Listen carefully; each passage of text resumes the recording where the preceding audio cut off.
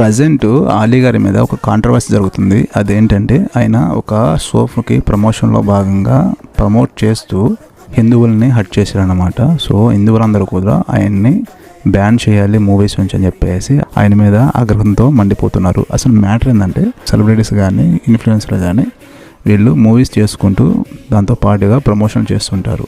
So ప్రమోషన్లో భాగంగా మనం ఏం చేస్తున్నాం ఏంటి అనేది ఒకసారి చూసుకుని ప్రమోషన్ వల్ల ఎవరికైనా బాధ కలుగుతుందా లేదా అని చూసుకుని చేయాలి. గరిసోఫ్ యొక్క యాడ్ అయితే ఈయన చేయడం జరిగింది. లక్ష్మీ స్తోత్రాన్ని సూచిస్తూ దాని గురించి చెప్పుతూ ఎట్లయితే మనకి దేవుడు చేసిన మనసుల మూవీలో అమ్మవారి యొక్క అనుగ్రహం కోసం ఆయన ఎలా అయితే చేస్తారో అదేవిధంగా ఇక్కడ చేయడం జరిగిందన్నమాట.